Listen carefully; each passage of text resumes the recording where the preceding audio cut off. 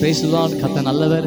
தினமும் இயேசுவோட இந்த மார்னிங் டிவோஷனல்ல எங்களோடு இந்த தேவ பிள்ளைகள் யாவருக்கும் இயேசுவின் நாமத்தின் அன்பின் வாழ்த்துக்கள். ஆமென். எத்தனை பேர் இந்த காலை நேரத்தை சந்தோஷமா இருக்கிறீங்க? ஆமென். ஸோ நம்ம ஆராதிக்கிற இயேசு அவர் உண்மை உள்ளவர், என்னை அழைத்தவர் நீர் உண்மை உள்ளவர்னு சொல்லி நம்ம சேர்ந்து பாடி கர்த்தரை மகிமைப்படுத்தலாமா? என்னை அழைத்தவரே நீர் உண்மை உள்ளவரே, என்னை அழைத்தவரே நீர் உண்மை உள்ளவரே. சேர்ந்து சொல்லுங்க, என்னை அழைத்தவர், என்னை அழைத்தவரே நீர் உண்மை உள்ளவரே, என்னை அழைத்தவரே நீர் உண்மை உள்ளவரே. நீ நல்லவர், சர்வ வல்லவர், உம்மை போல் வேறு தேவனில்லை. நீ நல்லவர், சர்வ வல்லவர், உம்மை போல் வேறு தேவனில்லை.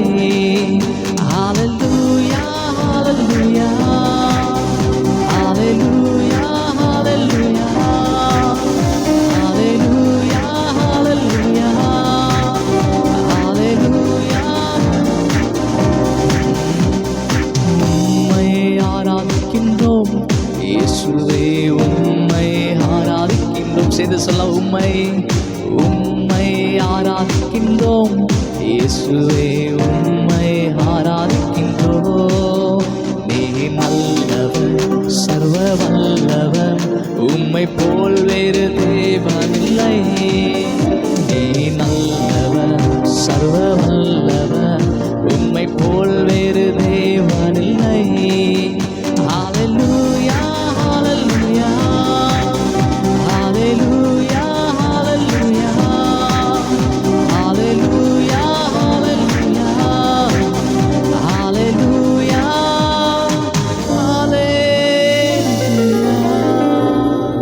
ஆமென். நம்மை அழைத்த ஆண்டவர் அவர் உண்மை உள்ளவர். ஆமென். தேங்க்யூ லார்ட், உமக்கு நன்றி. ஆமென். இந்த நாளிலே நம்ம வாசிக்க வேண்டியதான சங்கீத பகுதி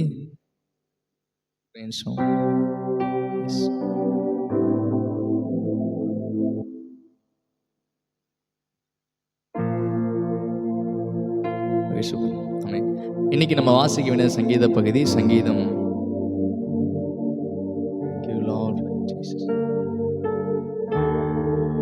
சங்கீதம் 38. ஆமென். ஸோ இன்றைக்கி சங்கீதம் 38 நம்ம சேர்ந்து வாசிக்கலாம். கர்த்தாவே, உம்முடைய கோபத்தில் என்னை கடிந்து கொள்ளாதே, உம்முடைய உக்கிரத்தில் என்னை தண்டியாதே. உம்முடைய அன்புகள் எனக்குள்ளே தைத்திருக்கிறது, உமது கை என்னை இருத்துகிறது. உமது கோபத்தினால் என் மாம்சம் ஆரோக்கியம் இல்லாமல், என் பாவத்தினால் எலும்புகளில் சவுக்கியம் இல்லை. என் அக்கிரமங்கள் என் தலைக்கு மேலாக பெருகிற்று, அவைகள் பார சுமையைப் போல் என்னால் தாங்கக்கூடாத பாரமாயிற்று. என் மதிகேட்டு நிமித்தம் என் புண்கள் அழுகி நாற்றம் எடுத்து நான் வேதனைப்பட்டு ஒடுங்கினேன். நாள் முழுதும் துக்கப்பட்டு திரிகிறேன். என் குடல்கள் எரிபந்தாய் எரிகிறது, என் மாம்சத்தில் ஆரோக்கியம் இல்லை.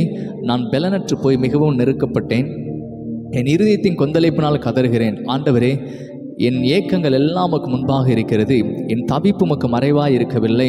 என் உள்ளம் குழம்பி அலைகிறது, என் பெலன் என்னை விட்டு விலகி என் கண்களின் ஒளி முதலாய் இல்லாமல் போயிற்று. என் சிநேகிதரும் என் தோழரும் என் வாதையை கண்டு விலகிறார்கள், என் இனத்தாரும் தூரத்திலே நிற்கிறார்கள். என் பிராணனை வாங்க தேடுகிறவர்கள் எனக்கு கண்ணிகளை வைக்கிறார்கள். எனக்கு பொல்லாங்கு தேடுகிறவர்கள் கேடானவர்களை பேசி நாள் முழுதும் வஞ்சனைகளை யோசிக்கிறார்கள். நானும் சிவிடனைப் போல கேளாதவனாகவும் ஊமையனைப் போல திரவாதவனாகவும் இருக்கிறேன். காது கேளாதவனும் தன் வாயில் மறு உத்தரவுகள் இல்லாதவனுமாய் இருக்கிற மனுஷனை போலானேன். கர்த்தாவே, உமக்கு காத்திருக்கிறேன். என் தேவனாகிய ஆண்டவரே, நீர் மறு உத்தரவு கொடுப்பீர். அவர்கள் என் நிமித்தம் சந்தோஷப்படாதபடிக்கு இப்படி சொன்னேன். என் கால் தவறும்போது என்மேல் பெருமை பாராட்டுவார்களோ? நான் தடுமாறி விழ ஏதுவாய் இருக்கிறேன். என் துக்கம் எப்பொழுதும் எனக்கு என் முன்பாக இருக்கிறது. என் அக்கிரமத்தை நான் அறிக்கையிட்டு என் பாவத்தை நிமித்தம் விசாரப்படுகிறேன். என் சத்துருக்கள் வாழ்ந்து பலத்திருக்கிறார்கள், முகாந்திரம் இல்லாமல் என்னை பகைக்கிறவர்கள் பெருகியிருக்கிறார்கள். நான் நன்மையை பின்பற்றுகிறபடினால் நன்மைக்கு தீமை செய்கிறவர்கள் என்னை விரோதிக்கிறார்கள். கர்த்தாவே, என்னை கைவிடாதையும், என் தேவனே எனக்கு தூரமாகாதையும். என் ரட்சிப்பாகிய ஆண்டவரே எனக்கு சகாயம் செய்ய தீவிரியும். ஆமென். ஸோ இது நல்ல ஒரு தாவீதின் சங்கீதம். ஸோ இந்த சங்கீதத்தில் நமக்கு நல்லாவே தெரியுது, வாசிக்கும் போது இந்த சங்கீதத்தில் அநேக முறையீடுகள் தாவீது வாழ்க்கையில் அநேக காரியங்கள் எழுதப்பட்டு தாவீது நிலைமையை அவர் சரியாக எழுதியிருக்கிறார். சில இக்கட்டான பாடுகள் உள்ள ஒரு சங்கீதத்தை நம்ம பார்க்க முடியுது. ஸோ இது வந்து ஒரு நெருக்கத்தின் ஜெபத்தை போன்ற தாவீதுடைய 10வது நெருக்கத்தின் ஜெபமாக கருதப்படுது. இது வரைக்கும் நம்ம 37 சங்கீதங்கள் வாசித்தோம். ஸோ சில சங்கீதத்தை நம்ம கண்டினியூவாக வாசித்தோம். சில சங்கீதத்தை அதிகமான வசனங்கள் உள்ள சங்கீதத்தை நம்ம என்ன பண்ணோம்னா பிரித்து பார்த்தோம். ஏன்னா வந்து அது ஒரு கண்டென்ட் சம்மந்தப்பட்டதுனால நம்ம பார்த்தோம். ஸோ இந்த சங்கீதத்தை பார்த்தா இந்த 22 வசனமே வந்து ஒரே சம்பவத்தை, ஒரே காரியத்தை, ஒரே கருத்துடைய சங்கீதமாக இருக்கிறதுனால இந்த சங்கீதத்தை நம்ம அப்படியே ஃபுல்லாக நம்ம வாசிச்சிட்டோம். ஸோ இந்த சங்கீதத்தை பார்த்திங்கன்னா தாவீது நெருக்கத்தின் ஜெபமாக இருக்குது. ஸோ நினைவு கூறுதலுக்காக தாவீது பாடின லியாஸ்கார் என்னும் சங்கீதம், ஒரு நினைவு கூறுதலுக்காக தாவீது இந்த சங்கீதத்தை பாடுகிறாரு. ஸோ இந்த சங்கீதத்தின் நோக்கம் என்ன, இந்த சங்கீத பொருளடக்கம் அல்லது இந்த சங்கீதத்தை நம்ம புரிஞ்சு கொள்ள வேண்டியதான காரியம் என்னென்னா, தேவ ஜனங்கள் பாவம் செய்தால் வேதனையை அனுபவிக்கிறாங்க. ஸோ தேவனை அறிந்த ஜனங்கள் பாவம் செய்யும்போது அந்த பாவத்தின் நிமித்தமாக வேதனை அவங்க வாழ்க்கையில் பெறுகிறதையும் சரீரத்து வியாதிகள் வருகிறதையும் நம்மளால் இந்த சங்கீதத்தில் பார்க்க முடியுது.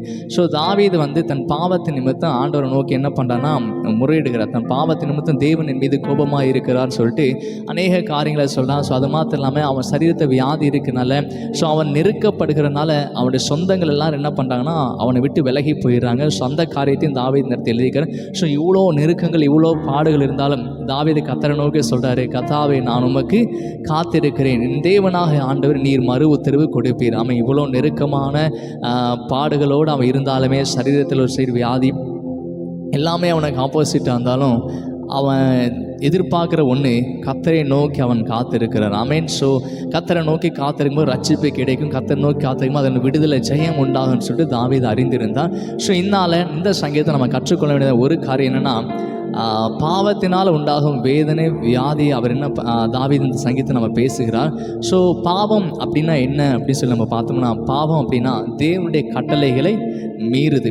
ஆமென். ஸோ தேவனுடைய கட்டளை கீழ்ப்படியாமல் மறுப்பது தான் பாவம் அப்படின்னா கட்டளை. ஸோ பாவத்துக்கு நிறைய டெஃபினிஷன் சொல்கிறாங்க. ஸோ நிறைய கருத்துகள் உண்டு. ஸோ சிலர் வந்து கோலை மிஸ் பண்ணுறது அப்படின்னு சொல்கிறாங்க. அப்படின்னா நமக்குன்னு குறிக்கப்பட்ட ஒரு கோலை மிஸ் பண்ணி வேறு ஒரு ட்ராக், நமக்கு நியமிக்கப்பட்ட அந்த பாதையில் ஓடாமல் வேறு ஒரு ட்ராக்கில் ஓடுகிறது. ஸோ அது வந்து தவறான ஒரு ஓடுறது வந்து பாவம் அப்படின்னு சொல்கிறாங்க. ஸோ பாவம் அப்படின்னா தேவனுடைய கட்டளை மீறி நம்ம செய்யும்போது அது எல்லாமே பாவமாக கருதப்படுகிறது.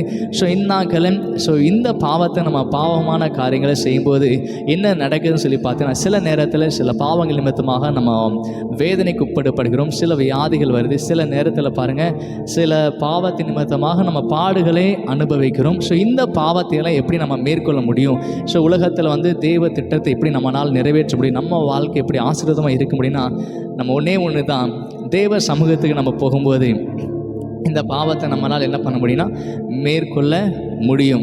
ஸோ பாவம் எப்படின்னு சொல்லி நம்மளால் அறிஞ்சு கொள்ளலாம். அப்படின்னு நான் செய்கிறது பாவம், நான் செய்கிறது தப்பு தான் சொல்லிட்டு எப்படி உங்களால் புரிஞ்சுக்கணும்னா, உங்கள் மனசாட்சியே உங்களோட பேசுகிறதா இருக்கிறது. ஆமென். எத்தனை பேர் ஆமென்னு சொல்லுங்க. ஆமாம், நீங்கள் ஒரு சின்ன ஒரு மிஸ்டேக் பண்ணும்போது நான் தவறு செஞ்சுட்டேன், ஐயோ இது ஏதோ இடரலாக இருக்குது, இல்லை நான் தப்பு பண்ணிட்டேன்னு சொல்லிட்டு உங்கள் மனசாட்சி என்ன பண்ணால் உங்கள் மனதோடு பேசு. ஸோ உங்கள் மனசாட்சிக்கு விரோதமாக நீங்கள் செய்கிறது எல்லாமே பாவம் தான். ஸோ அதனால் வந்து பாவமாக இப்படிப்பட்ட வழிகள் எல்லாம் என்ன பண்ணால் சரிப்படுத்துக்கணும். ஸோ தாவீது இந்த சங்கீதத்தில் அவனுடைய பாடுகளை சொல்கிறார்.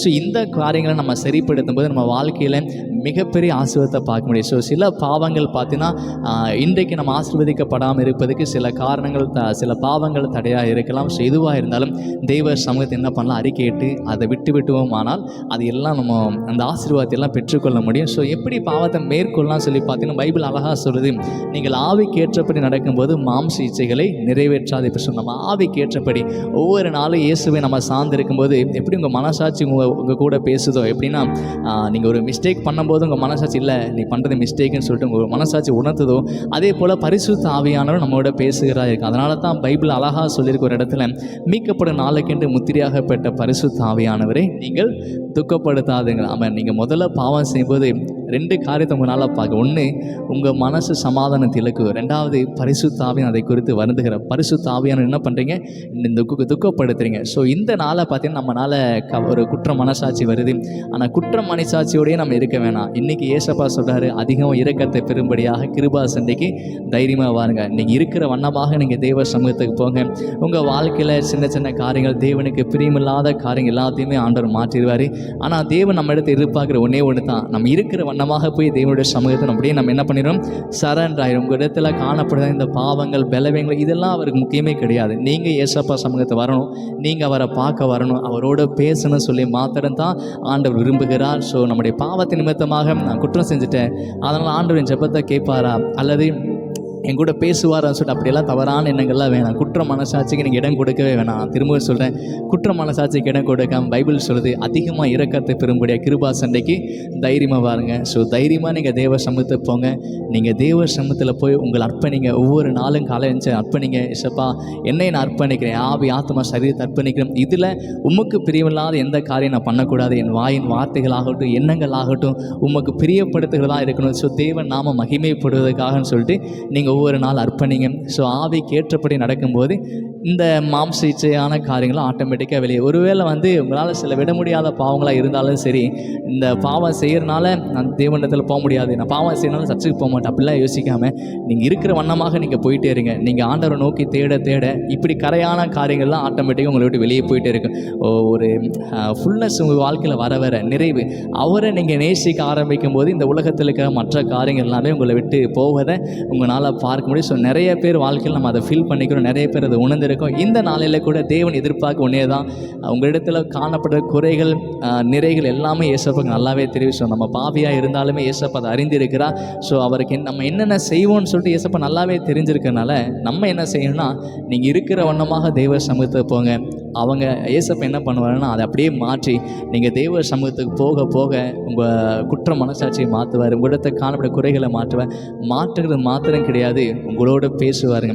ஸோ இந்த உலகத்தில் வானத்தையும் பூமி அண்ட சராசரி படைத்த ஆண்டவர் நம்மோடு பேசுகிறார் என்பதே ஒரு மிகப்பெரிய ஆச்சரியம். அதனால தான் கிறிஸ்துவ வாழ்க்கை என்பது ஒரு வேறுபட்ட வாழ்க்கை, பிரித்தெடுக்கப்பட்டதான ஒரு வாழ்க்கை. ஸோ ஏன்னா உலகத்தை நம்ம எல்லாரும் ஆவிக்குரிய மனிதர்களாக இருக்கிறோம். ஸோ ஆவிக்குரிய நம்ம தான் நிறைய, அதனால தான் வாக்குத்தத்தங்கள் எல்லாமே பார்க்குறோம். ஸோ வாக்குத்தத்தம் எல்லாமே சூழ்நிலைக்கும் வாக்குத்தத்தத்துக்கு சம்மந்தமே இல்லாத மாதிரி தான் இருக்கும். அந்த வாக்குத்தத்தை எல்லாம் நிறைவேற்ற கத்த உண்மையுள்ளவராக இருக்கேன். ஆவிக்குரியவர்களாக நம்ம இருக்கும்போது, ஸோ நம்ம ஆவிக்கேற்றப்ப நடக்கும்போது இந்த மாம்சத்துக்குரிய சகல காரியத்தையும் மேற்கொள்ளத்தக்க பலத்தையும் கிருபையும் ஏசப்பானால் நம்ம பெற்றுக்கொள்ள முடியும். ஆமென். ஓகே, நம்ம என்ன ஜெபிக்கலாமா? ஏசப்பா நோக்கி நம்ம ஜெபிக்க போகிறோம். இன்று முதல் ஏசப்பாவுக்கு பிரியமில்லாத காரியங்கள் ஏதாவது நம்ம சின்ன சின்ன செஞ்சுட்டு போனோம், அதெல்லாம் மாற்றி முழுவதுமாக ஏசப்பா சித்தத்தை இந்த பூமியில் நிறைவேற்றுக்காக நம்ம வாழ்க்கையில் குடும்பத்தில் ஆண்டவரை சார்ந்து நம்ம செய்யும்போது மிகப்பெரிய ஆசீர்வாதங்கள் நம்ம பெற்றுக்கொள்ள முடியும். இந்த நேரத்தை அர்ப்பணித்து நம்ம ஜெபிக்கலாமா? இசப்பா உமக்கு நன்றி, இந்த நாளுக்காக நன்றி. இந்த நாளில் தகப்பனே அப்பா, தேவனுக்கு பிரியமற்ற வழிகள் எங்களிடத்தில் காணப்படுமானால் அதெல்லாம் மாற்றித்தாங்க. வேதனை உண்டாக்கும் வழி எங்களிடத்து உண்டோ என்று பார்த்து எங்கள் நித்திய பாதையில் நடத்துங்க ஆண்டவரே. இந்த நாளில் எங்கள் வாழ்க்கையை நாங்கள் அர்ப்பணிக்கிறோம் அப்பா. நாங்கள் ஆவிக்கேற்றப்ப நடக்க விரும்புகிறோம். நாங்கள் ஆவிக்குரியவர்களாக இருக்கிற ஆண்டவரே அப்பா, நாங்கள் ஆவிக்கேற்றப்ப நடக்கும்போது இந்த மாம்சத்துக்குரிய காரியங்கள்லாம் ஒளிந்து போக ஆண்டவரே. உண்மை நேசிக்க உதவி செய்யுங்க அப்பா. உண்மை அதிகமாக நாங்கள் நேசிக்கும் போது மற்ற காரியங்கள் எல்லாமே எங்களுக்கு குறைவாக தெரியும் ஆண்டவரே.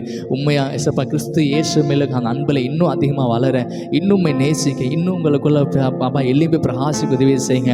எங்களுக்காக ஜீவன் தந்த அந்த தேவனுடைய அன்பை நாங்கள் ருசி பார்க்கணும். எங்களுக்காக சிலுவையில் அடிக்கப்பட்ட அந்த தேவனை நாங்கள் ருசி பார்க்க ஆண்டவரே அப்பா. உண்மையே நாங்கள் ஆராதிக்க, உண்மையை தொழுதுகொள்ள அப்பா. உண்மையை சார்ந்து இந்த உலகத்தில் எல்லா காரியத்தையும் செய்ய கிருபை தாங்க. இப்படி கிருபை எங்களோடு இருக்கிறதுக்காக நன்றி. உண்மை பிரியப்படுத்துகிற ஒரு வாழ்க்கை, இயேசுவை மகிமைப்படுத்துகிற ஒரு வாழ்க்கையை நாங்கள் வாழ கிருபை தாங்க. இயேசுவின் நாமத்தை இந்த நாளை நாங்கள் ஆசீர்வதிக்கிறோம். தேவன் தாமே இந்த நாள் முழுவதும் அப்பா அவருடைய கிருபை நாளைகளை மறைச்சு கொள்ளுங்க, ஆசீர்வதிங்க.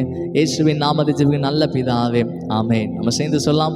என் ஆத்மாவே கர்த்தரை ஸ்தோத்திரி, என் முழுமே பரிசுத்த நாமத்தை ஸ்தோத்திரி. என் ஆத்மாவே கர்த்தரை ஸ்தோத்திரி, கர்த்தர் செய்த சகல பாகம் மறவாதே, ஆமென். கர்த்தர் நல்லவர். தொடர்ந்து ஒரு நாள் இணைந்திருங்கள். ஸோ திரும்பவும் சொல்கிறேன், தைரியமாக இயேசப்பா சமூகத்துக்கு போகும். அவர் நம்முடைய நல்ல தகப்பனாக இருக்கிறார். ஸோ தகப்பனுக்குரிய சகல ஆசீர்வாதம் அது பிள்ளைகளுக்குடையதாக இருக்கிறது போல் நீங்கள் ஏசப்பாவை கடவுள்னு சொல்லிட்டு அப்படி கண்ணோட்டத்தில் கடவுள்னு சொல்லிட்டு தள்ளி வச்சு பார்க்காம என் அப்பான்னு சொல்லிட்டு க்ளோஸாக அந்த உறவில் நீங்கள் இருக்கும்போது என் அப்பா தான் கடவுளாக இருக்கான்னு சொல்லிட்டு அந்த மனநிலையோடு நீங்கள் தேவனிடத்தில் போங்க. கண்டிப்பாக உங்கள் வாழ்க்கையில் இருக்கிற எல்லாவற்றையும் மாற்றி உங்களை மிகப்பெரிய ஆசீர்வாதத்துக்குரியவர்களாக கர்த்தர் மாற்றுவார். ஆமென். God bless you.